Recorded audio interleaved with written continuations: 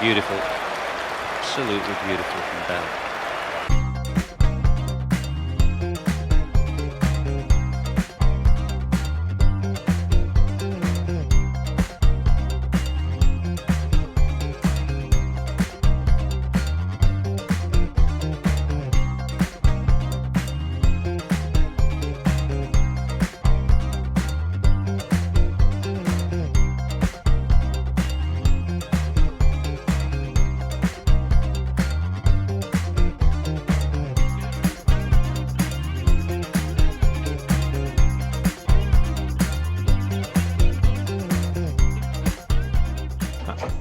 Hello and welcome to another edition of the Analyst Virtual Cricket Club, and we're delighted to be able to welcome our special guest tonight, Ian Bell.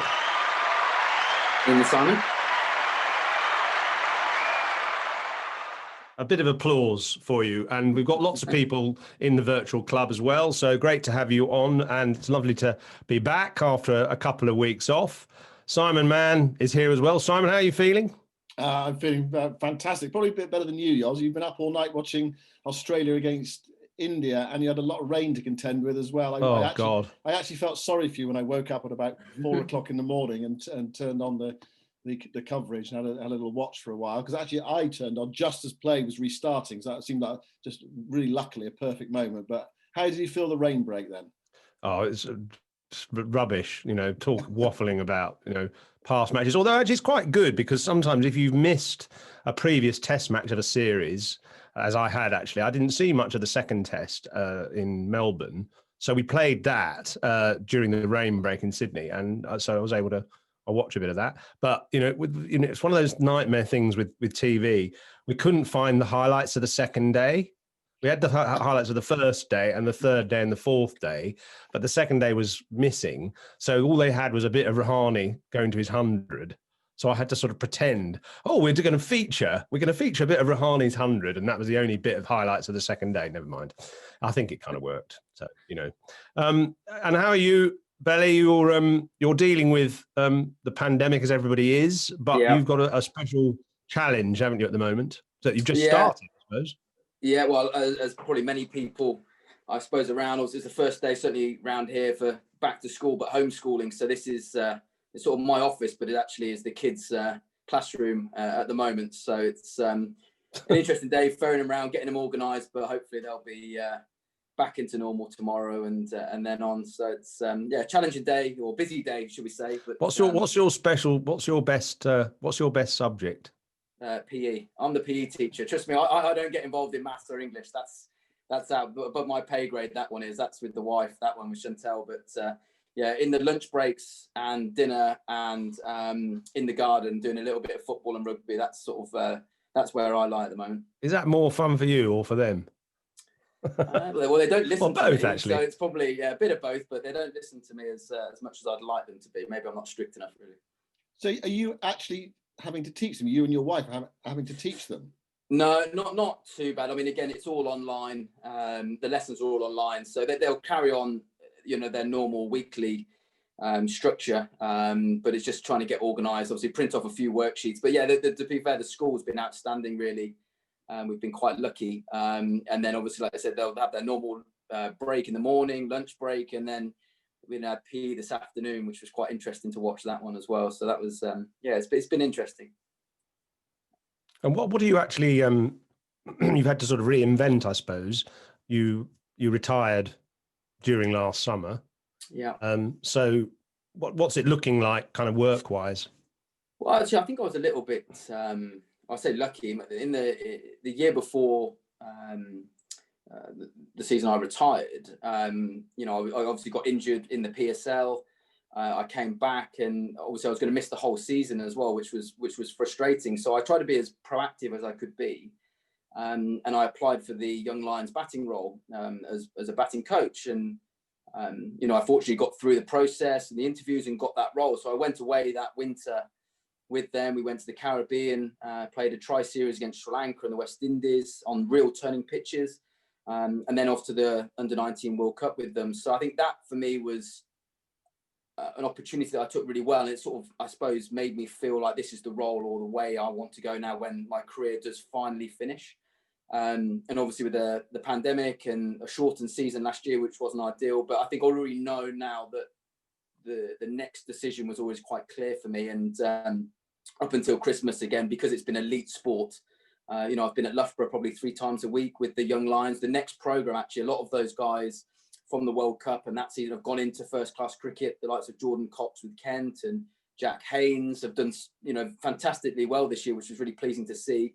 And we've had a new crop come in, again, preparing. They were meant to have a tour to Australia this April, but again, I think that's looking very doubtful at the moment. But, you know, we started the next batch of young players coming into that program, which again I've really enjoyed. Probably had 7 or 8 like 3-day camps at Loughborough, which has been enjoyable. It was noticeable today in the Test match that Will Bukowski made his debut for Australia at the age of 22. I mean, I think everyone's always fascinating. Who are the next generation? Who are the next young players? Who are the good young players? I mean, is there anyone? You talked about the under-19s. I suppose it might be difficult for you because it puts pressure on players at a young age, or perhaps that might be a good thing. But yeah, is there anyone or who seems outstanding, who we should look out for, or you know, a name or two? Yeah, I mean, again, from that program previously, all the winter just gone, you know, there's a number of outstanding batters in particular. But I think the one thing I wasn't sure going into the program, certainly with young lads now, was do they want to play Test cricket? Do they want to play T20? Where was it? But what I found actually quite reassuring in that is all of them, every single one wanted to play Test match cricket, which again, I was really pleased when obviously we left that winter. Yes, they all play all the modern day shots, but Test match cricket was still where these guys wanted to go. Yeah, and I don't want to lump too much pressure on young players, but there was some good. I think Jack Haynes from Worcester, even as a Warwickshire man, lovely technique. Looks like he could become a very fine player. I know at the moment for Worcester, he keeps getting 50 and out, but I'm sure there's a big 100 hopefully next season for him and he can really kick on. Jordan Cox, again, he burst on the scene with a big double 100. And he keeps wicket as well. So he's somebody to really keep an eye on, real talent. You've got Ben Charlesworth as well at Gloucester, opening batsman and bowls. His bowling's been limited purely, again, growth and injuries while young, but he's another player to keep an eye on. And Dan Mousley at Warwickshire, who scored 100 against Sri Lanka in the World Cup, another talented young player. So there was a number actually in that group, but it was just so pleasing to see actually one of the benefits probably from the shortened season and COVID was the amount of young players who were given opportunities because counties weren't having overseas players. It was over 30, wasn't there, actually? Yeah, who made their debut. Yeah, so it's absolutely that from that point of view is great. And actually part of me quite likes the fact that for a year or two, we've got rid of relegation for a little bit, which I think will give county coaches opportunity or a bit more confidence to play younger players rather than worry about getting relegated or being pushed to get promoted. So I think it will give a little bit of opportunity to get younger players a longer run in the side rather than worry about maybe, like I said, the short-term goals of promotion or relegation. Any young spinners? Yes. I mean, I was really actually on the program we've got now, there's actually 3 17-year-olds that actually all bowl fantastic spin. And also they'd probably be top 6 batters in there within this under-19 program as well. So obviously there's a lad called Jacob Bethel, who's actually a Bayesian lad actually, but he's in the Warwickshire setup. He's at rugby school, very talented young player. There's a young lad called Rayhan Ahmed, who's only 16 from Leicester, a leg spinner and real attacking batsman, real talented. Somebody that really, when I first saw him, was really impressed with just the ability. Reminded me actually when I saw Moeen Ali as a very, very young age, that natural ability of hitting a cricket ball, but also being able to bowl leg spin with a good wrong on at 16, 17, and the pace he bowls at as well is impressive. And I forgot the young lad's name who made his debut for Sussex this year as well, who's in that as well, only 16 as well. Again, bowls beautiful left arm spin. His name will come to me in a minute, but there's a number of actually young spinners actually in the program right now actually that look very exciting. Well, that's really encouraging, isn't it? Because we've done a lot about spin on the virtual cricket club. We had Jack Leach in, and we've had Graham Swan in, and there's that sort of, with England going to Sri Lanka and then to India, there's always that sort of scratching ahead. Who are going to be the bowlers that are going to take the wickets, and who are going to be the spinners of the future as well? So that is extremely encouraging, Yoz. Sorry, the young lad from Sussex is Coles. He made his debut, I think, against Surrey this year at 16. But another fantastic cricketer. Yeah. That's great. I'm thinking back, actually. I remember first meeting you at a bizarre location, which was Sandhurst, when you were on the first intake of the England Cricket Academy. And I just remember standing somewhere, sort of like a coffee table, or maybe it was a bar. Did they have a bar at Sandhurst? I think they did have a bar, yeah. I might have been standing at a bar. Definitely. I just remember you saying, age 21 or something, you were desperate to, your only focus was to play for England, and you obviously loved the idea of Test cricket, and that was 20 years ago. So what you've been through that experience yourself of being a young player, being kind of earmarked for England at quite a young age. Yeah. What can you, or how can you help the next generation get ready for that? What kind of things do you pass on? What bits of advice do you pass on to them? Yeah, well, I think certainly in the short period of time. So when you're at a camp at Loughborough, you don't get every day with them, or a long period of time. You're only in small camps. So I certainly haven't over-focused technical with these lads at all. It's just really trying to give them an idea of what the highest level is about. So we do work a lot on playing quick bowling. What are your options about? Can you score off the back foot when you're playing top quality bowling? If you've got someone like Cummins in Australia, and in Australian conditions, how are you going to be successful? How are you going to score? What are your options? So we talk a lot about that. And again, it's not for me to tell them how to do it, in terms of they've got to find their method, which is successful, and everyone can be different. And then obviously we talk a lot about playing spin and world-class spin. One, being able to rotate the strike. I mean, the best players in the world can rotate the strike comfortably. Being confident and comfortable in defence. We'll watch the guys in Sri Lanka now. The ones that will play well will be comfortable in defending the ball with short legs, silly point. And then having your boundary options, you're attacking. So we try and talk a lot about those two extremes, really. And I think if you're going to play at the highest level, you've got to be able to deal with genuine pace, and you've got to be able to deal with the best spinners in the world. And the bits in the middle, they'll find their own way along their journey, but they're the kind of areas we try and focus on. But I try and, whether it was at Warwickshire or in this, try and think of the mistakes I made, and if there's any way I can help these lads not make the same mistakes that I did, then hopefully they make these steps a little bit quicker and a bit easier than maybe I did. So can you think of an example of that? I mean, can you cast your mind back to what you felt at the time, 2021, and the sort of the old mistake that you made that you can help them avoid? Without shadow, I think when I look back at my early days with England, certainly my first Ashes experience, 2005, I think when I look at that series now, I played the individuals more than I played the ball. I played a lot. There was so many, my heroes playing on both sides. I was 22, 23. I was young.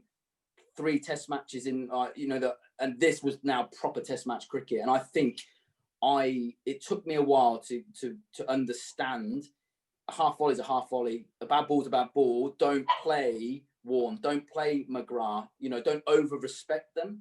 And I think that's the message I've tried to get to these guys is don't, like you said, whatever level you play, a half volley is a half volley, a bad ball, a cut ball, a pull, it's all the same, and be able to see it that way. And we were very lucky actually, because Stuart Broad, Sajid Mahmood, there's a lot of guys actually prepping to go out. We actually managed to get some of our young lads to actually go and face them in the nets, because we had a marquee at Loughborough. Which again, that experience, so that kind of lesson that I learned for these lads, right, that is Stuart Broad. He's one of the best we've ever had, if not, him and Jimmy Anderson. Right, react it. And the impressive thing for me is actually, I think we had 4 batters go through the session. I think they got 1 wicket. And any loose ball they put away. And that for me was really important. And that was the kind of message I was trying to get on. It would be very easy for young lads to say, oh my God, that's Stuart Broad, and just, seize up, miss out the half volley or miss out the bad balls that, again, any of the top bowlers still do. And that was really pleasing for me. But they're the kind of messages that I try and reiterate all the time to these young guys, and believe in their ability and take on top players. And I think that was, when I look back at my career, it took me a little bit of time, and certainly the first time I played Australia, I respected them too much, and it took a while to get into, like I said, putting pressure back onto the bowler. Your dog wants to get in, Simon. You can hear it, can you, in the background? Yeah, I might have to do something about that. You continue. Okay.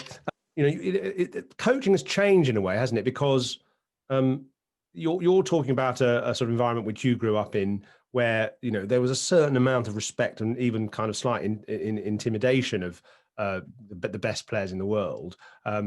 Now you're trying to preach this, I suppose, respect the great players that you might play against, but don't be intimidated by them, and also don't tell people what to do. The coaching kind of ethos now seems to be, and I've talked to Ramps quite a bit about this, seems to be more ask questions of the player, a young player, rather than sort of be prescriptive.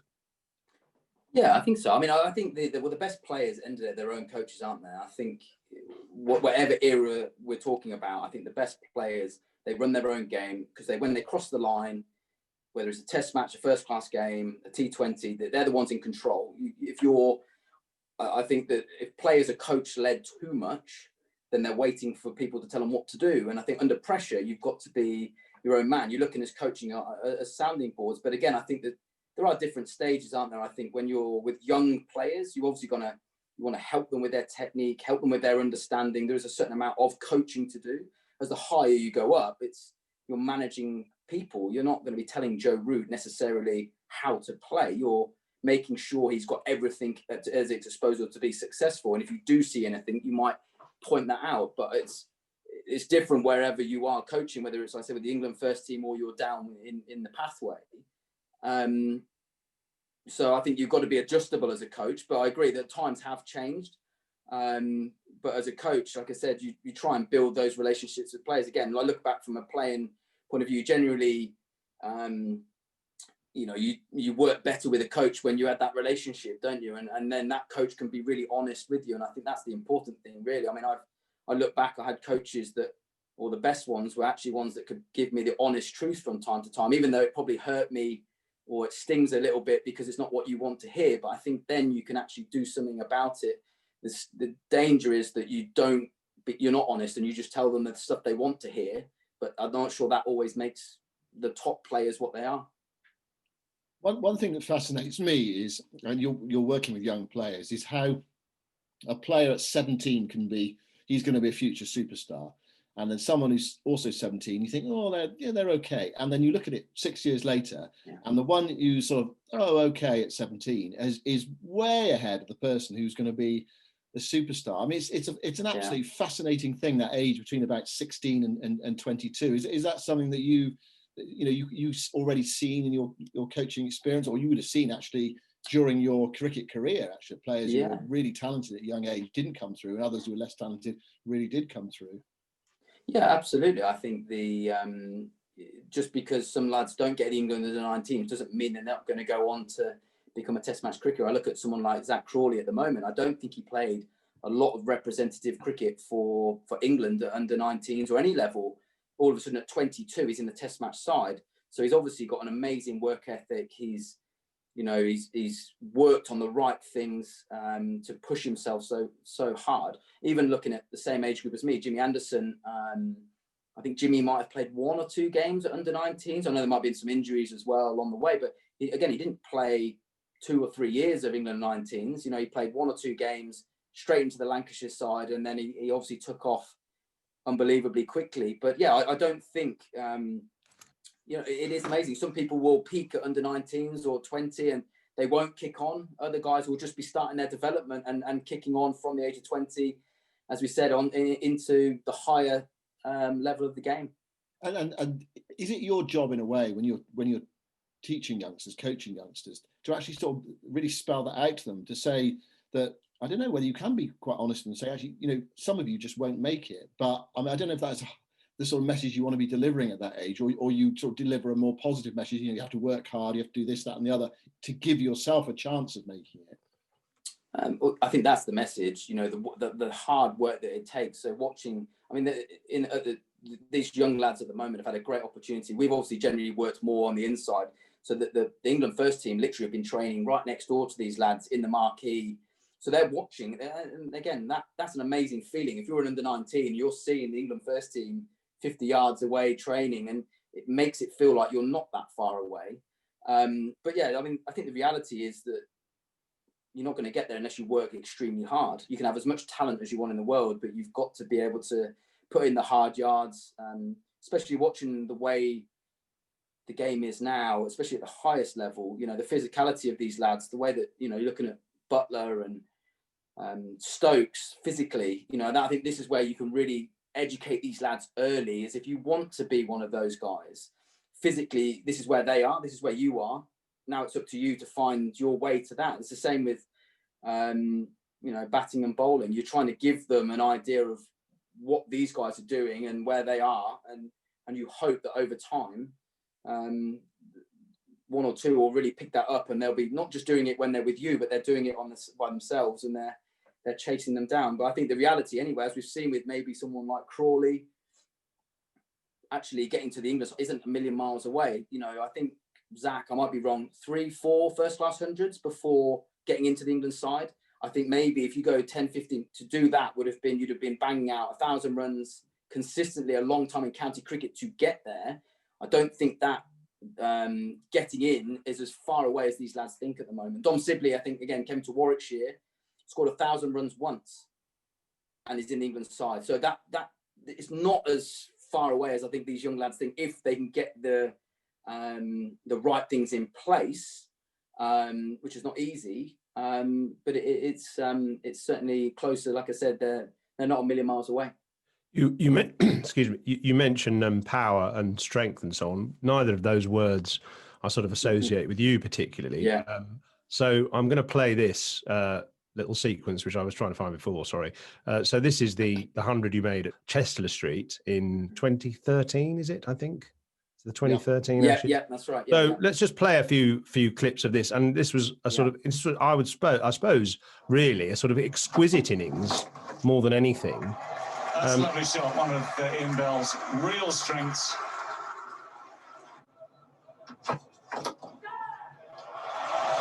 Beautiful. Absolutely beautiful. Others like this one.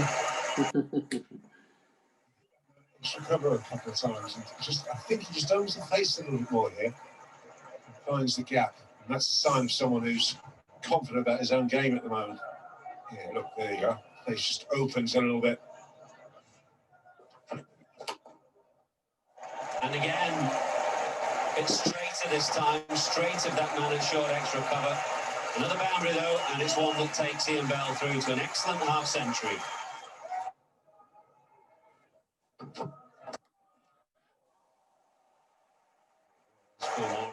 Park put off that option to third man earlier in the day, but he's left it open for the moment. That's ball of the over Bell, 99. Just there it is. 20th Test match 100 for Ian Bell. He is in the form of his life. He's held this England innings together today, and he's pushed his team into the ascendancy. This batsman has scored 300s in an Ashes series. Well done, Ian Bell. You even had some compliments from Warney there.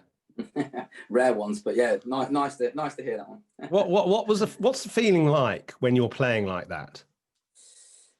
Yeah, I mean, I remember going into that series. I didn't have an amazing series against New Zealand just before, but something I actually really remember the day.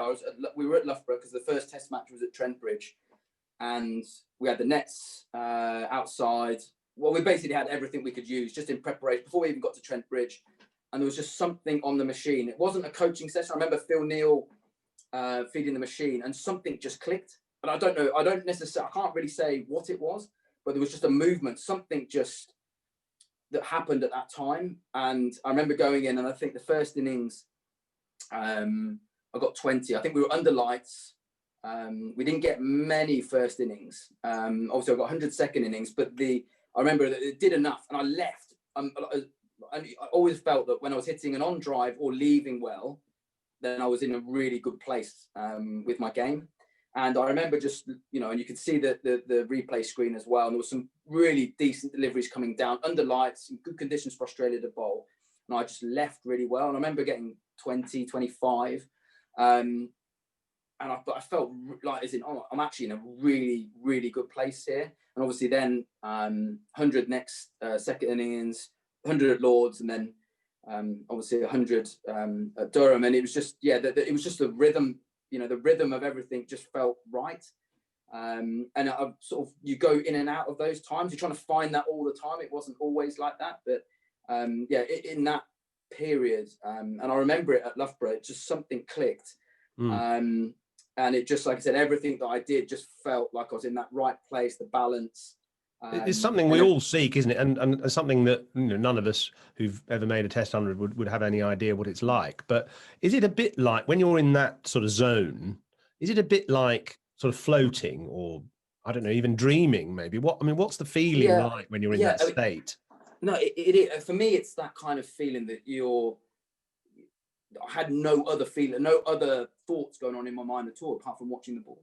And I remember even a couple of times when I've got in that place that you might be on naught for 20, 30 balls, but because you're so confident and you're so clear. Actually, it might have been one of the games at the Oval against India. And again, same thing, I was on naught for a long time. But my mind was just so clear and so about watching the ball, going through my processes of what I do. But when you're a little bit out of form, you're sort of like, I need 100 today. You're almost reaching for the ball, aren't you? Trying too hard. And you've got so much stuff going on in your mind because you're so desperate to do well. But when you're in that kind of form and you feel those things, like you don't have any other thoughts going on. It is purely down to reacting and watching the ball. And that, I think, is the difference between when you're in good form and when you're slightly out of nit. You're sort of chasing that outcome. You're chasing 100 before you've even got to 10 to 15 to 20. And a lot of us in the team that I played in, we worked in small little targets, whether, we went in 5 overs at a time. That's what me and Matt Pry would do. We'd just literally be ticking off 5 overs at a time.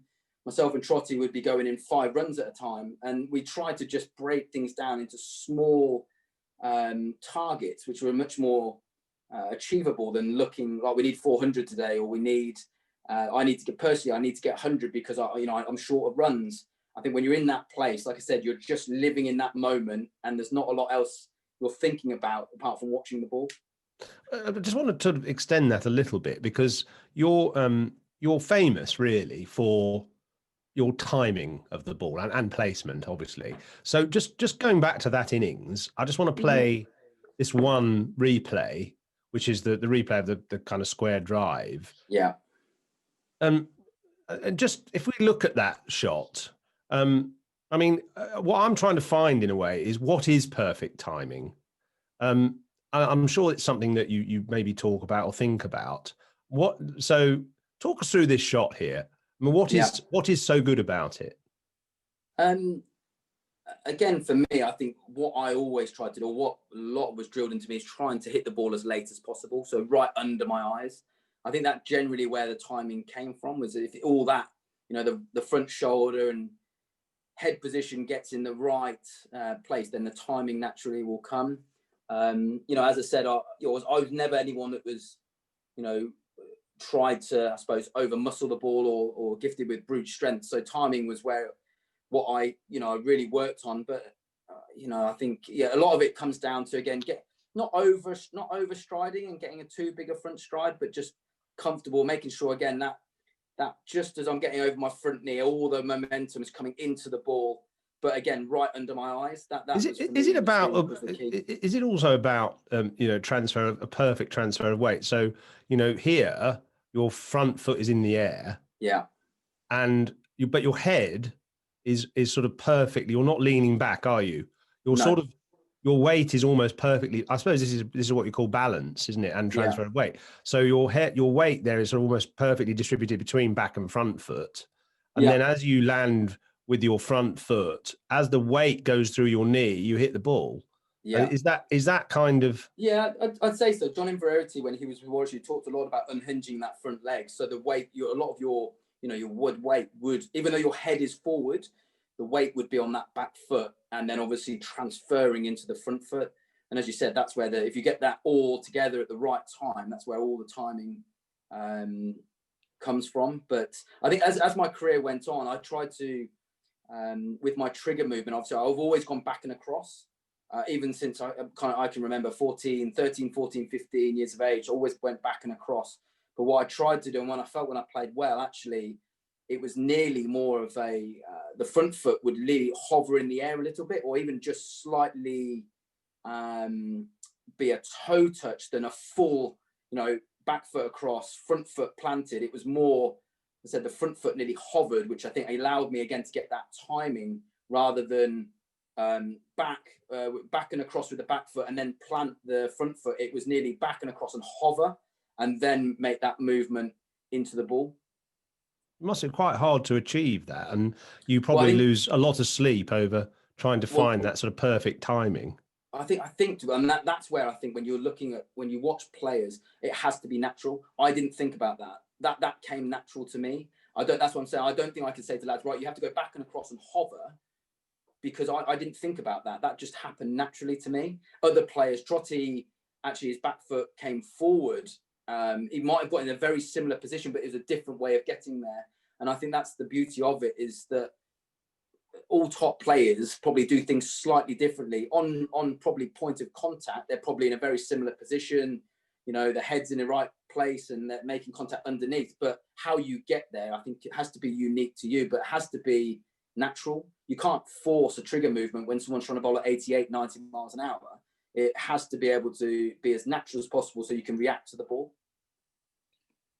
Alex Gayward, just looking at that clip there, the third 100, he says, we talk about Botham's Ashes in 81 and Flintoff's Ashes in 2005. Why isn't 2013 referred to as Bell's Ashes? It's a very good point, actually, isn't it? 300, isn't it?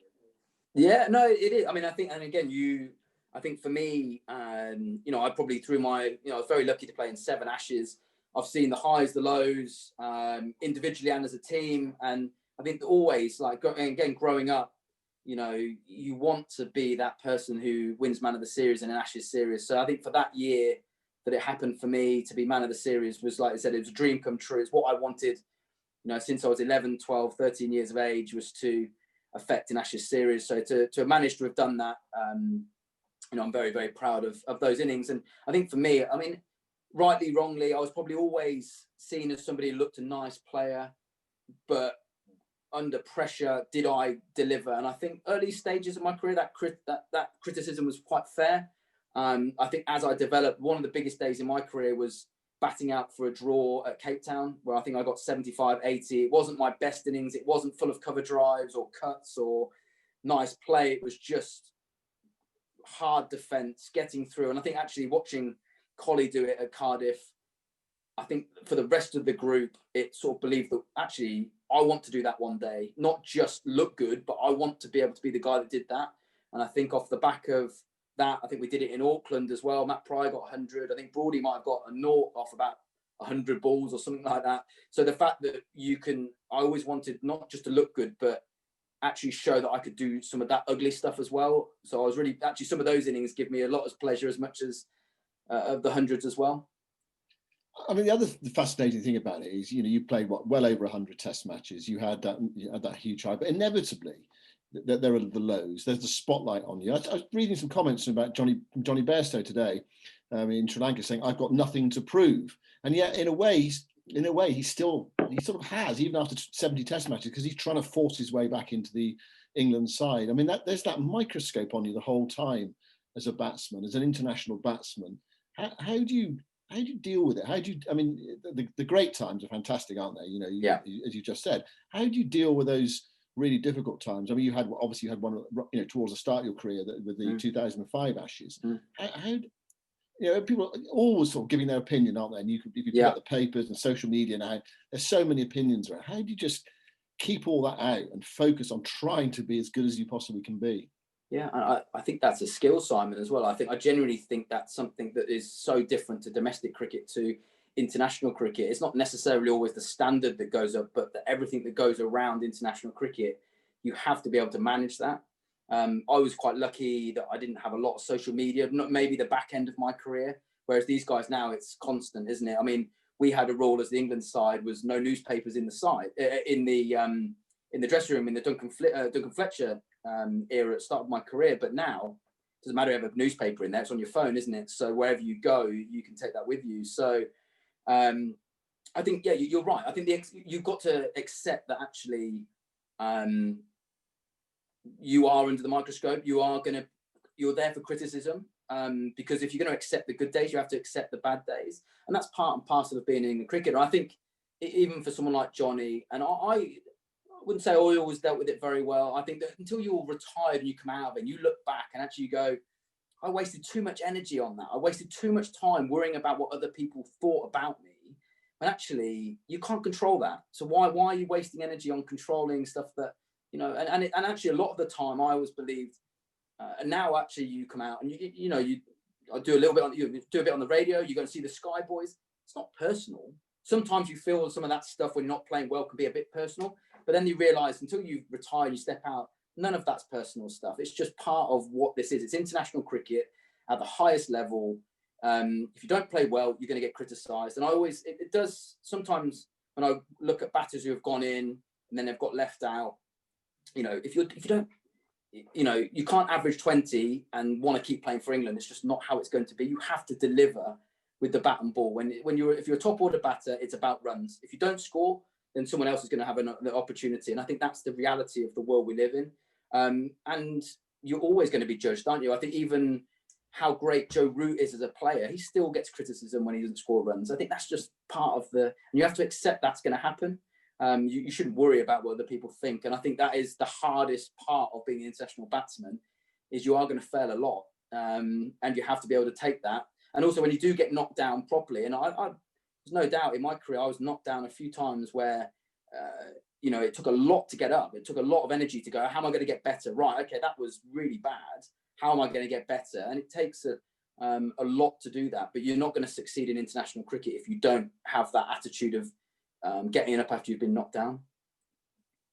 How long did it take you to realise that? I mean, in your career, I mean, you played for a long time, you played well over 100 Test matches. Was it only after you retired you were able to sort of have that attitude, or was there a point in your career like say, right, okay, I've got to shut all that out? Yeah, I mean, again, I tried it. Again, I wasn't great. I wasn't particularly good at, like I said, I didn't want to know what other people were saying. I tried to shut it out. Whether that's the right way, I think other people have different methods of doing it. I tried to just be very, okay, as long as whatever my teammates think, family, friends, right, everything else I can try and blinker out. And maybe actually you guys will tell me some of my interviews in the media will probably be very bland, sat on the fence, but that was sort of my way of nearly just trying to, okay, right, it's about this team, it's about winning. And I think that's the other thing for me. I look back, even when you retire now, the individual stuff is great, but actually it's about the series you win as a group.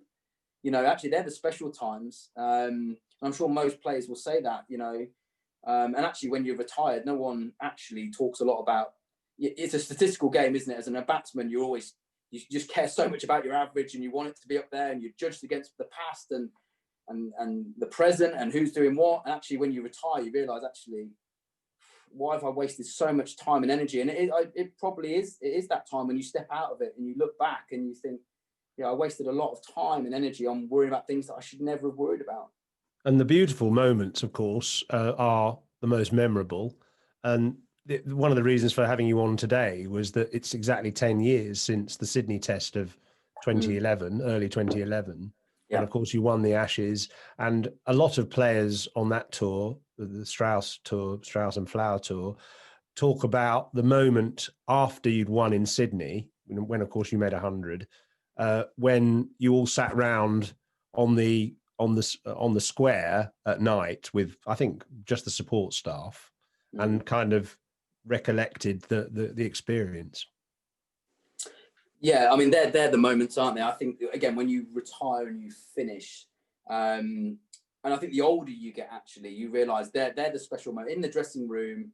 whether you win a domestic trophy at Lords in a big Lords final, or you win the Ashes, or those moments when you've won are the special ones.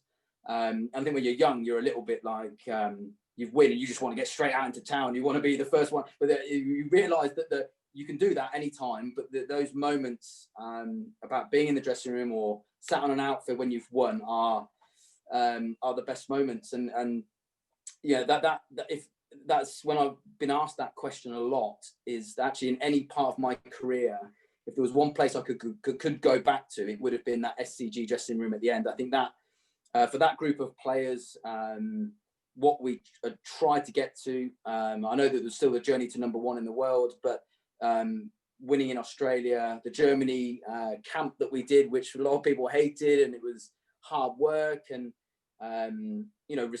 losing 5-0 there in the past, those moments were incredible. And actually, the obviously the sitting on the outfield was a great thing. But I remember Andy Flower trying to do a wrap up in the SCG dressing room, which they're quite obviously old school dressing rooms, aren't they? Not too big, and there was obviously beers and champagne and cigar smoke coming in and out. And Andy tried to do a wrap up at one end, and you could not see him. And they're the kind of memories that in my head you sort of think that if I could go back to one place, that was definitely it. And the whole tour, actually, that was probably, out of all the tours I went on in my time, it was probably from start to finish was like the perfect tour. Straussy and Andy were adamant about warm-up game. We have to win the warm-up games. We'll set declarations, or we'll try and make a game where we've got to knock off 300 on the last day, but we've got to put ourselves in position or brave enough to win. And I look back, and even on the tour, certainly my first tour, I remember playing New South Wales the first game, and we got an absolute hiding. And then you're trying to go to Brisbane to prep for Australia when you've just lost the domestic side. So I think that tour for me, when I look back, was the blueprint of all tours. Everything worked, and it doesn't always work that way, but the planning of that one was the best tour I ever went on. You mentioned Andy Flower there, and your coach, your England coach. But Phil Veazey says, who does Betty think was the coach who influenced him most? Well, I've been very lucky to have a few. I think the one coach, again, since I was 10 years old, was a guy called Neil Aberley, who obviously was Warwickshire through and through. I still work with him up until I played about 75 test matches when he passed away. But he was sort of my go back to guy. Even when I was with England, if I wanted to just do a session more on technique, and just because he knew me inside out, he knew how I played, he knew me personally, and so he was my go-to. So and he was the person through my career since I was 10 all the way through the youth age groups who honed my technique with me. So he was instrumental. Bob Warmer was, in terms of gameplay and game scenarios and everything, he took my game to another level. So it was never about technique with Bob. It was always about, right, how are you going to score runs against him? This is a white ball scenario. If there's no 45, you're reverse paddling from ball one. He sort of mapped out like scenarios and tactics in terms of how you're going to score runs, not technique. And Duncan Fletcher, even though at a young age, Duncan could be I felt quite intimidating. He was quite a hard man to really know what he was thinking, but his method about playing spin, again, I think really helped forward press, having options, being able to score into the spin, with the spin. So there's a lot of things that I took from him. But I think Andy Flower, for me, well, he was the longest serving England coach I had, but was probably the best England coach I had. Yes, he was hard. I know there's been a lot talked about, maybe too hard at times, but I had so many conversations with Andy when I actually felt that he backed me to the hilt.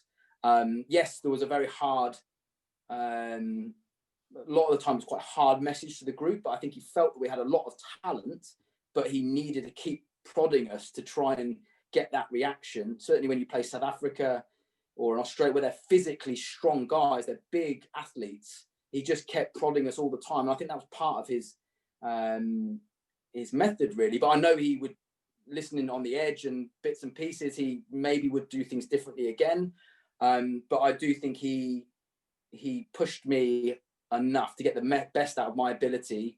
And it wasn't all about technique. Maybe he gave me a prod sometimes if I dropped off my physical work, or there were certain areas that I needed to just keep an eye on. So I felt like, yeah, again, he was the best coach that I probably worked with England. Do you have ambitions to be, a head coach of a county or England? Yeah, I think so. I think head coach is definitely where I'd like to go. I think initially I want to get my skill set right, and I think it would be very ambitious to go into head coaching straight away. I think that would be something to work on, and a lot of the best coaches that I've worked with actually had gone through so much experience from different jobs. So like someone like Bob Warmer and Fletch, for instance, they'd been coaching club sides and state sides, and they've been everywhere before they took on international jobs. So I think I want to be a little bit patient with that in terms of head roles, but I think getting my skill nailed down, and I think from where I want to learn from top coaches. That's where I want to be now. I think for the next couple of years is trying to grow and learn as much of the coaching skills. Yes, I think I've got batting knowledge and cricket knowledge, but there's a management side of it, a man management side, and everything you do. I think it's not just about telling people on technical work. It's about the whole managing of a group. So being patient with it, but if I can get my skill set right with the batting and then down the line, definitely I'd love to be head coach or director of cricket at Warwickshire, and we'll see where it goes. Let's just before we get to some of your questions on screen, we've highlighted some of your great moments. Let's just highlight a slightly less great one, which was this slightly ridiculous situation at Trent Bridge. Yeah, I'm just going to play a little bit of it. So this is Owen Morgan hitting the ball to the boundary, and the fielder.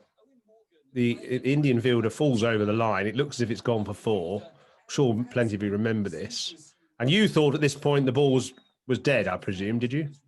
I'm not sure. I was thinking, Simon, to be honest with you. I was probably thinking about what is the tea or lunch at Trent Bridge. Normally it's quite a good one. So I was probably, my mind had wandered for a moment.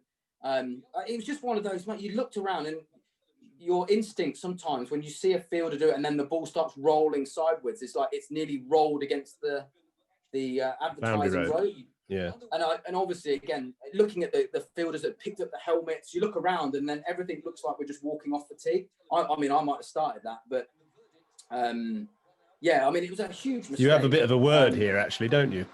Yeah, I'll probably get, is it Robbo there as well, isn't it? Who's the fourth official? Jim Robinson, Probably, he's probably given me out LBW a few times since then as well for in the championship. But it just even like I said, Ralph there giving the jumper away, everything just felt like it was a boundary and we were walking off. And don't get me wrong, I take full responsibility for it, and it was a terrible error for an England player to make that error. It's a terrible error, but. So what happened in the dressing room at tea then? Because there was a lot of booing, and obviously you'd been given out. There was obviously a conversation with Straussy and Duncan, and Andy. Andy Flower, yeah. And I think, I'll be honest with you, I don't know, because when you go to Trent Bridge, there's 2 parts of the dressing room. There's the front bit, and then there's sort of like a little, you go behind and there's a smaller bit there. So there was a few of us that I always changed in one spot. I don't know whether it was just the last spot the first time I played there, but I stayed there ever since. So to be honest with you, I kept my head away from Andy Flower for a little bit and just kept my head down. And then the next thing I got, Straussy knocked on and said, you're still in. So it was, part of me was a little bit, I wish it never happened, but I mean, it was just a real frustrating period of time, because actually, again, I look back at that period of time, that was me at my best as well there. That 100, I scored a double 100 in the next one at the Oval. We went to number 1 in the world as a group. So everything, again, was in a great place. But it was just a bad error of judgment, which I wish if I could go back in time. And then I wish I certainly from that day on, whatever game I've played in, whether it was a benefit game and it was the end, I still stand with my bat in the crease. And that would be one of the messages I'll say to every young player that I have. And actually, if the pavilion was the other end, I would have been okay. But it was a bad error on my part. So you're not a fan of you've certainly advised your young charges to keep their bat in the crease and avoid being man-cadded then. And also the one I always remember, like Duncan Fletcher hammering batters on in the nets, was if you play a sweep shot and you drag your foot, So I don't know why I can't get that out of my head now. So if I see a young lad play a sweep and he drags his foot out, it's like Duncan Fletcher's just told me I've got to tell him, keep your foot in, because in a game that's a dismissal, a soft dismissal, isn't it? So yeah, there's a few things that are programmed in there that's maybe from things I've gone through in my career. Let's come to your questions that you posted online. So I'll just read out a list here. Ken Burney, Annie Chave, I know you're here, Richard Shelley, Mark Richards. Shall we have you four, if you can remember your question to Ian, and get on screen. So Ken Burney, are you here? And do you remember your question? I can read it out if you can't. Ken, are you here? Notes here. I'm not seeing Ken. Not seeing Ken. Right. Well, okay. Annie, are you here? You were earlier.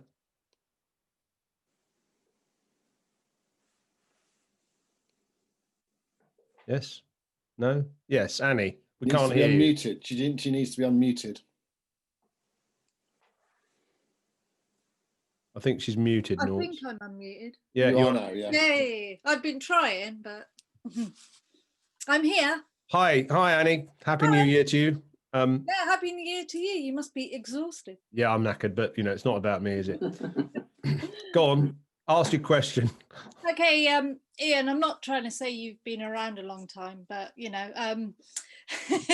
county cricket, you've been in county cricket a long time.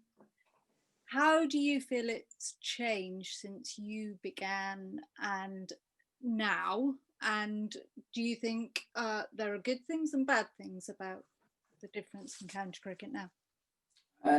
Yeah, I mean, it has changed dramatically. I think I do feel for some of the young guys at the moment. I think 4-day cricket at the moment is tough. I think for the reasons it's played in April and September, and I think that the regulations are tough, and we're not seeing lots of, I don't know how many, I think when Dom Sibley the year before scored 1,000 runs, I think there was only 2 players who scored 1,000 runs that year. And I remember when I first started, there were, every county would have 2 or 3 that would score 1,000. It was a lot harder for bowlers then, like with the heavy rollers, test match regulations, probably 4-day cricket through July and August, whereas now it's more T20. I think ability-wise, I mean, there's lots of talent. I think having seen it myself, we're blessed with a strong pool to pick from. Probably more depth at the moment in white ball cricket, but not as many top 3 test match players that I can think of at the moment that I go, wow, they're the next in line. Because again, the only problem I would say at the moment is that most players want to bat 4, 5, 6 in county cricket. But yeah, it's in a good place. I think that's the only worry for me, is that I would like to see somehow it evened out a little bit in the championship, where again we're seeing a lot of fast-paced cricket, 200 plays, 180 plays. But then what we want from our England team is to go to Australia, in nearly 6 months, time next winter, is we want them to score 500. But the reality is we're going to be picking guys who are playing fast-paced cricket. So I'd like to see us somehow figure that bit out, certainly to help our test match cricket. Yeah, and just one, Warwickshire or Birmingham? What would you play for? Oh, that's a tough one. Get me in trouble there. I mean, probably it's got to be Warwickshire, hasn't it? I'm gonna have to interrupt there and say that I hope it's not Warwickshire, because I absolutely hate Warwickshire. Do you know why? Was that a final? Was it a guy called Neil It's a Smith? final. Yeah. I've got this picture here. I grew up with that. I grew up with those videos. I bet you did. Yeah.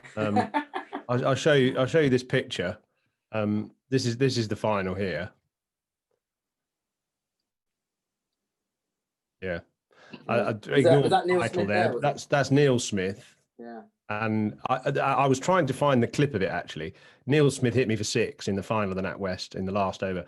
And his dad, they show it on the commentary. His dad, MJK obviously, is laughing in the crowd, obviously happy. And it's bloody Jack Bannister on the commentary as well, who's sort of Birmingham through and through. So I just felt assaulted by Warwickshire that day. Yeah. That reinvented Neil Smith's career. He was about to get sacked. I think He, you're right, then opened the batting in the World Cup about yeah. 7 or 8 years later. So And I hate Warwickshire. You nearly triggered like the treble and the double. You triggered Warwickshire's Yeah, greatest little Dermot period Reeve. Yeah, Dermot of Reeve. domestic cricket, didn't you? Yeah. Yeah, Well absolutely. done, Yeah. Simon. Well done. Thanks for Well, that. as Belly has said, Yozzy, you obviously got to deal with the good moments, but you've got to deal with the bad moments as well. Absolutely. That makes you a stronger and better cricketer. Yeah, it was too late by then. Anyway, I didn't know enough good ones. Let's get to, while Mark Richards, we'd love to have your question. Get ready. Ken Burney's question was, sorry if he's not here, was, Belly, of your repertoire of strokes, which is the one for which you would most like to be remembered and why? Oh, well, I feel lucky. I mean, again, having a nice cover drive is obviously always nice to be remembered. I think that would be my one shot that I'm. There's nothing better. I say nothing better. There is winning games is the best thing, but when you're at Lords and you hit a nice cover drive, and that noise is just something again that's all that feeling of a crowd when you've hit a proper good, cover drive is an amazing feeling. Okay, right. Well, you're lucky to be blessed with that. There's Mark Richards. Mark, hi. I'm Mark Lewis. Good, Mark Lewis. Sorry, why did I say Richards? Question. Yeah, go for it. I know over the years you had a problem with Shane Warne.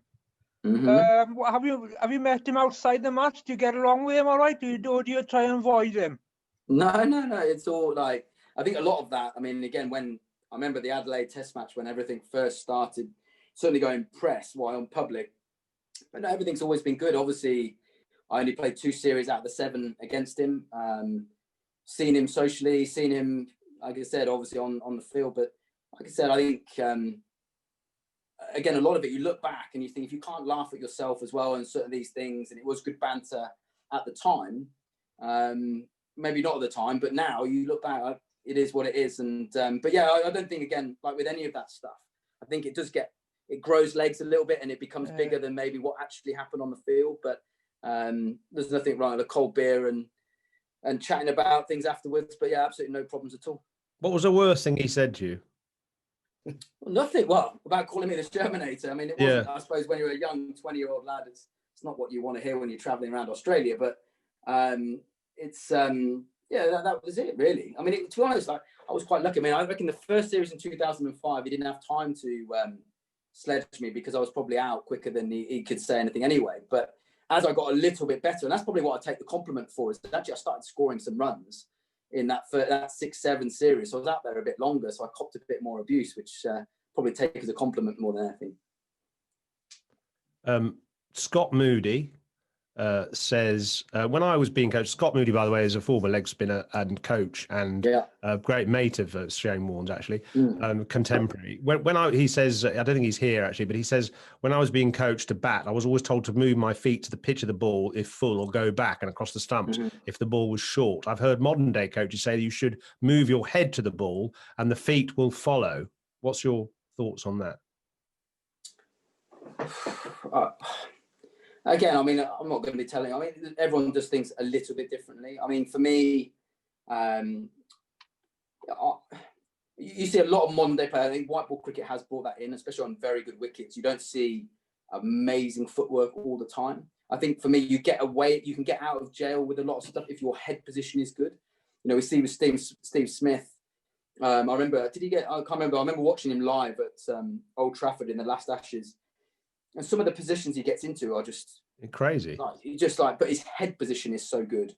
So I am a big believer that you can get away with, and Trescothick was probably another one, not massive footwork, but head position was unbelievable. So part of me, when you start looking at, yes, you want to be perfect. Yes, you want a good stride to the ball. Yes, but in reality, that's always going to happen. Also, the bowler is allowed to deceive you in length. And that's the reason for a top of stumps, good length ball is as a batter, you get stuck in no man's land. So I'm always a believer that the best players, the head position gets them out of jail and their hand-eye coordination will go. But yeah, when you're on a bowling machine or you're training, you should be training like perfection. Like you should be absolutely trying to get footwork, everything perfect. But in a game, sometimes it's not going to look perfect. But as I said, like someone like Steve Smith, can't coach that with kids, but his head position generally is absolutely incredible, even though his legs and arms and everything are all over the place. Yeah. And follow-up question from Scott is, he says, you were my favourite English batsman to watch. Not that's coming from an Aussie. Your technique was perfect. Do you think it's possible for a T20 batsman to play like an Ian Bell, i.e. technically correct shots, and be successful? Or is T20 a game solely for the power hitters? And he cites both Joe Root and Ollie Pope. He says struggling to make the England T20 team. Whether Root will be in it, I don't know. But is it possible for a player like you to succeed in the modern white ball game? No, certainly I think there is. I think that there's no doubt. I mean, I was lucky enough, I say lucky, to play in 3 World Cups. They were all very, very poor World Cups when we look back. White ball cricket, and I'm being completely honest, I never felt was prioritised like it is now. So I thought that was what ECB did now with this World Cup win was absolutely what needed to happen. But what I would say in the white ball sides that I played in, there was probably 3 or 4 players of, we had Cookie at one point, myself, Trotty, and then maybe 1 white ball specialist. Whereas you look at that 50 over team now, you've got I reckon there's 1 role for that, and Joe Root has that. The rest of they're all going to go from ball 1, whether it's Roy, Bairstow, Morgan, and that's where the game has gone. I still believe there is a role for that. Having worked with Langer at the Scorchers, Justin Langer, and they were very successful. Again, he wanted out of his top 4 proper cricket players. In Australia, I still think there's value for that on the pitches they play on. I think England's method now in T20, there isn't really an anchor role as such. They're going to go, their batting lineup is so deep anyway, with people like Jofra coming in at 10, they can just go. But they are blessed with those players at the moment. We're not always going to be blessed with the amount of attacking players that we've got right now. But I do believe there is a place. Even when I watch the IPL or I watch that, I mean, when I watch, they've all got power, don't get me wrong, but you still see Kane Williamson, I mean, still, again, at the top of one of the best players of all time. He's still successful. You've got Virat Kohli is successful. You've got AB de Villiers, who's still playing proper cricket shots. They've all got power, and they're even Josh Butler evolved. In a way. I mean, Josh Butler plays proper cricket shots, doesn't he? Yeah, and I still as well as the innovative stuff. Yeah, there is, and you have to. And all these lads. I mean, again, I look back. I mean, I honed my technique from 10 years old all the way through on knowing where my top of off stump was, leaving the ball, and working on going forward and back. Whereas these young lads now, they're all comfortable with scoop. I said, he doesn't listen to me very often, my lad, but all he wants to do is scoop. Like, he wants to flick the ball over his head. Like, that's what these young lads, but they can do that. They've grown up in this that's normal. It's only when I became, as I said, with Bob Warmer, a professional, where I started to learn to reverse sweep. It was never talked about really as a youngster. It was about top of off stump, leaving the ball. It was 4-day cricket. Yeah.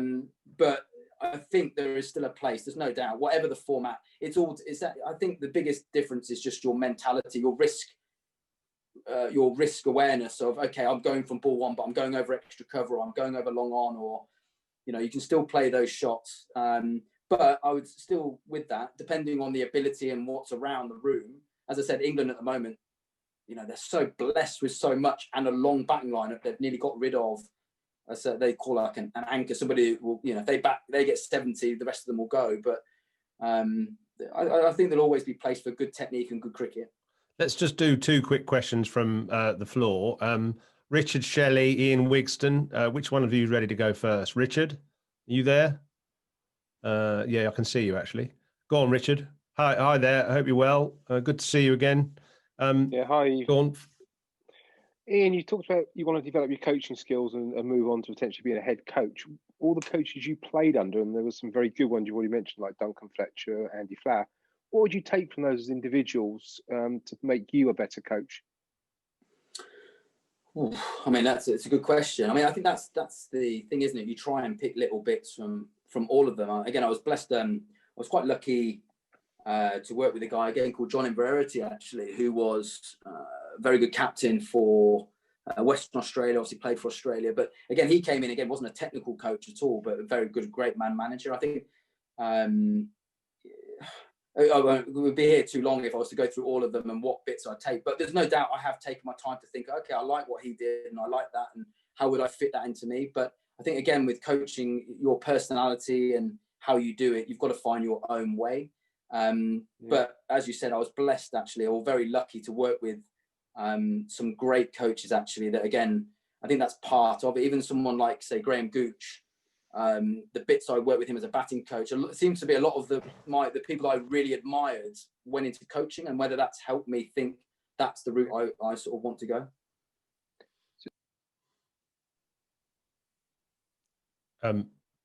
You're on mute, Richard, I think, for some reason. Oh, yes. Sorry. Go for it. Very quick follow-up, if I may. Yeah, you talked about your batting knowledge, obviously, and your cricket knowledge.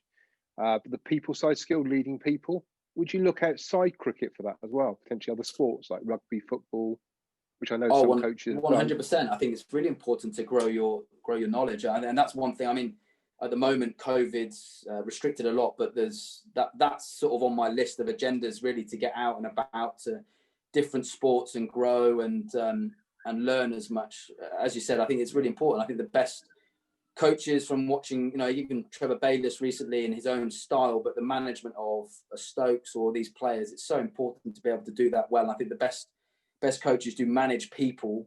Not necessarily always the best technical, but they manage people really well. So I think that's something, again, when you're in sport for such a long period of time, you're blinkered in your own way and your individual career. But there's no doubt, I understand that I've got a wealth of knowledge of cricket. You don't know everything, but there's a lot of things I'm going to have to go and learn. And I think down to managing people and growth and all that stuff is on the agenda when we can get out of and move on from somewhere like we are at the moment with COVID. Fine, thanks for the answer, and good luck with what you do. Good luck to you. Thank you. Thanks, Richard. Ian Wigston, final question from the floor. Ian's one of our trusted regulars, and he had a question. Hi, Ian. Hope you're well.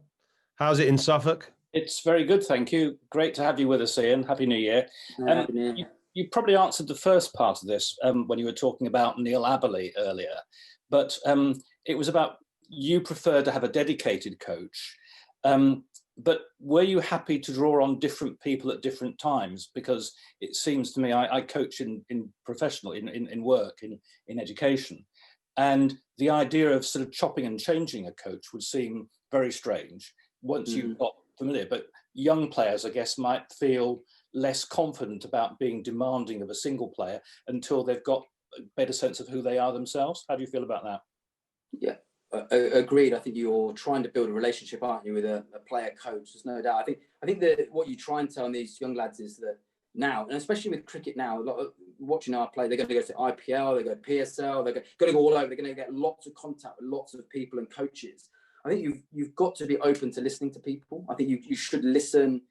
And I think, going back to what I first said, I think the best players are their own coach. So you're trying to take any bits you can from other people. You might throw a couple of them away. You might get rid of a few of them, but you might find there's little bits that will go into your game. I don't think you should be over reliant on somebody, or like I said, because I think if you can do it yourself, or you can control your game, you want somebody as a sounding board to ask questions and get an honest answer. But I think you should always be listening to people. That doesn't mean you have to take everything on board, and you have to be able to sift through all the information you can and put some in, because there might be some really good stuff there, and generally people are doing it for the right reason. So it's coming from the right place. It's just, again, I think the best players can cherry pick the right bits into their game and get rid of the other stuff and not hang on to that. Sorry, go on, Ian. Just a quick final point from me. It sounds very much from what you've said tonight, Ian, that you've got the makings of a really good coach. And I don't say that to patronise you. We work with lots of coaches, and your answers sort of suggest that's a good route for you. Oh, thank you. I appreciate that. Thank you. Yeah, that's a good question, and it's a good area. And just to follow up, just one quick sort of follow up is, do you think that batting particularly will become more like golf, in that, players will have their own individual coaches? I mean, Alistair Cook obviously did. Other players have had KP went back to Graham Ford, and Alistair went to Gary Palmer, and they had sort of his individual people they trusted. Joe Root went back to Sheffield Collegiate with a couple of people he trusted. Do you think there's a trend there that'll happen more? And if it does, how's that going to affect you as the coach of the team? Well, I think for me, I mean, I think that's really important. As a player, you should have somebody you go back to who knows you, who knows the in-depth knowledge of your game. I think even the small bits I've done at the moment over the last 18 months with the young Lions, we only get a certain amount of contact. The counties are their main coach. So for me, the first call is the counties. You're trying to find as much background knowledge, but also I would never be scared of players having other people to go back to. I think you have to be open to that. Wouldn't be insecure in any way about other people wanting to work with somebody else. If that makes that player better, if that makes that player come onto the field with a clear mind, ready to go, I think that's the best thing to do. I only look back on mine. Like I said, I had some great coaches, head coaches, but I would always go back to Neil. And Neil, and you guys would know, Neil wasn't a great player himself. He was a great coach. He was I felt a very good technical coach. He kept things for me really simple.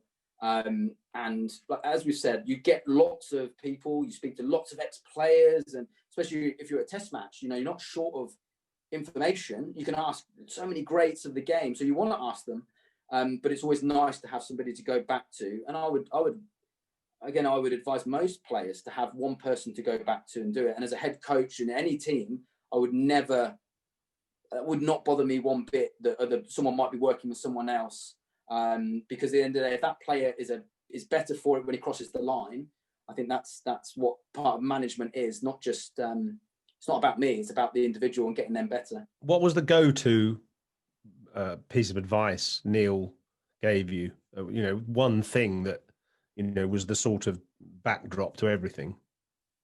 Look, I'll be honest with you. I think Neil was probably it was from the old school. Really, it was pure honesty. Whether it was good, whether it was not what I wanted to hear, but I knew with Neil, whether if I wasn't doing something right, he would tell me. He'd be the one bloke that would come in and tell me straight, and that wouldn't bother him at all. I think that was the relationship we had. And then we met a number of times I went away going, God, why has he gone that hard at me? But I think that when I look back now, that was the most important relationship, was the fact that he didn't have to do that to me, but it made me a better player. And it is a different era we are in now, and you've got to be very careful how you get these messages across, and the world's changed. But again, it was the honesty, I think, that I had from Neil that I think, one, kept me level.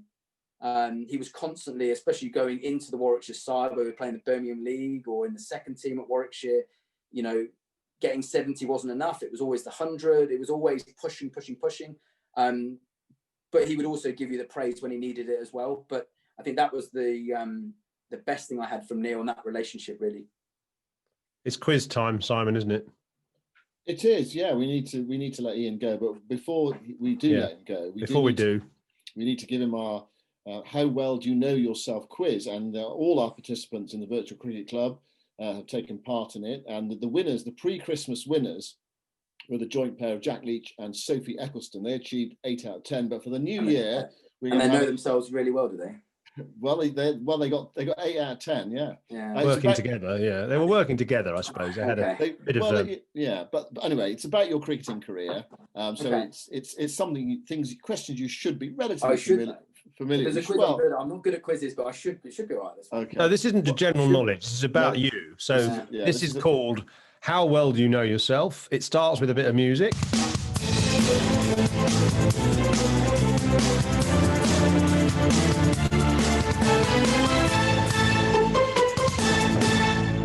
And basically, if you get the question right, you get a... He's got it! And if you get it wrong, you get a... Okay? And the lowest performer before Christmas was a Mr. Alistair Cook, or Sir Alistair Cook, I should say, who only got 4 out of 10. So 4 is to beat, although we're actually starting a new slate now. So you are the first contender of 2021. Yeah, so you can set the bar. Exactly. So I need to beat 4. You need to beat 4, as otherwise it's ultimate total ignominy. Simon, question 1. Okay, right. These are all questions about yourself. Some are harder than others. The first question is this. How many runs did you score on your first class debut? Oh, I'm glad you asked that one, not my test one. That was a bit easier. It lasted 3 balls and it was 0. Jason Lurie. He went out, in. Very good. That was a follow-up, actually, to see if you knew who got you out. Impressive. 1 out of 1. Good start. Good start. A half volley through the covers. Question 2. Who was the last bowler to dismiss you in a one-day international? Oh, one-day international. It's someone from Bangladesh. I'll go with Shakib. No, it's one of the seamers. I was going to say Shakib, but it's not. It might be one of the seamers because my last game was against Afghanistan. It's SCG, and I would think I was not out. Very good. Okay, so can you get the seamer? I've tried to get that game out of my memory for a long time, and you're bringing back some horrible memories. That was like the worst period. I'll go Shakib, but I think it was one of the seamers. Well, come on then. Say a name. You put me under a lot of pressure there, Simon. A lot of pressure. Well, okay. Well, we'll just give you half a point then. The answer is actually Rubel Hussain. See, I actually played with him in franchise cricket as well, and he didn't remind me of that. Now, if he'd have given me a bit of abuse on it, then I would have. And you did get 63, so, we'll give you half a point for that. You got the country and the type of bowler, but you just didn't get the name. Okay, 1.5 out of 2. Forget about that. Simon? About that game now. Question number 3. You're third on England's all-time list of one-day international run scorers. At one stage, you were top of the list. Who did you go past to be the number 1 run scorer at the time? Paul Collingwood. He's got it! Easy. Another little clip through the leg side. 2.5 out of 3. Question 4. What's your highest England T20 international score? It is. I remember at Old Trafford, New Zealand. It's either 62 or 58, something like that. 62. I'll go with 62. Simon, we give him that? Well, we were very generous on the bowler. I mean, he's very close, but can we give him 64. That? If you split the difference between the two answers you gave, 63, is it? It's 60 not out, actually. I think we'll give you that. You got the country, you got the place, so we'll give you that. We're being generous. There's only 8 of them, so I had to be 3.5. He's got it! 3.5 out of 4. Question 5. 3.5 out of 4. Okay, right. You could set a very high mark at the start of the year. Right, name one of the 3 bowlers who dismissed you most in Test match cricket. I think we have to be quite firm this one. We've got to have one of the 3 bowlers who dismissed you most in Test match cricket.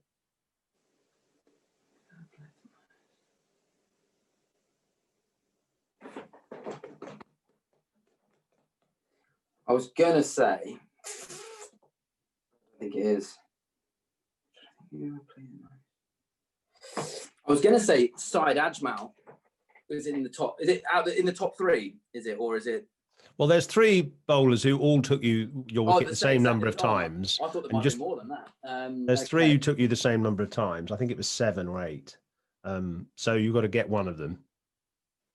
And it wasn't Syed Ajmal. So it wasn't? No. Okay. Well, I'll try and go an easy one. Warren. Incorrect. No. It was Mitchell Johnson, Ryan Harris, or Ishant Sharma. Sorry, Simon, you should have given that answer. Sharma. Oh, okay. Oh, right. Okay. So what's that? 4.5 out of 6. 4.5 out of 6? No. 5. 3.5 out of 5. Yeah, 3.5 out of 5. Which number in the England team did you have the best average batting? Sorry, I'll start again. Which batting position did you have the best average in the England team? Batting at what number? Me personally, out of all the numbers I've had, or just in. Yes, you personally. 6. What number? He's got it! Correct. Do you know what you averaged at number 6? No, go on. 60. Okay. Should have batted them often then. Yeah. Right. So that's 4.5 out of 6. 4.5 out of 6. Right. Question number 7. Let's move through these last 4 questions. How many England players have scored more than your 22 Test hundreds?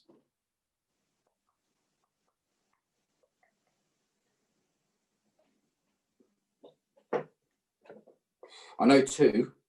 That's all you need to know. All right, 2. He's got it! And who were they? Ken Peterson with Alistair. 23 and Yeah. Alistair Cook with 32? 33, yeah. Very 33. good. Okay, very good. So 5.5 out of 7. Okay, question 8. How many Bells have played for England? In cricket or in all sports? Football No, as well? in or- cricket. In Okay. cricket. 3. You're the only one. Oh, really? That's yeah, afraid you got that wrong. That's So slightly 5.5 out of 8. 5.5 out of 8. Right, Okay. 2 to go. Right. Ian, people focus on your batting, but you also took 7 international wickets in tests and ODIs. Mohammed Yusuf was your only test wicket. Elton Chigumbura was your first ODI wicket. Who was your last wicket in international cricket? I'm going to go, again, I don't know why, I want to say Russell Arnold, Shranker. Isn't it? He's got it! Yeah. Isn't it fantastic that these guys, they remember their wickets more than their runs? But I suppose it's partly because they didn't get many. I remember my only test match wicket. It was a caught and bowl, but on the slow-mo, it's like it sort of nearly bounced out of my hand. So I was a little bit, I got a lot of stick for that actually in Pakistan. Well, Okay, that's 6.5 out of answer. 9. You've done pretty well. If you get this, you'll be up there with the best. Actually, 8 out of 10 was the best, but 7.5 was several people got around that. So that's good. But if you don't get this right, then you're sort of mid-table kind of. Mid-table. Yeah. So the last question: what do the Warwickshire players say is your most annoying habit in the dressing room, or what was it when you played? Just think about it a bit. What did you do that most annoyed people? Oh, it would have been pranking someone on something. Yeah, I'll go with that. Give a bit. Well, yeah. Can you be a bit more specific? What would I have done? That annoyed Something them? that you did consistently, really? which really annoyed them. Oh, right, okay. They never told me this one, honestly, then. What did I do? I know I did a lot of probably stuff that annoyed people. If I nicked off early, that was anyway. I'm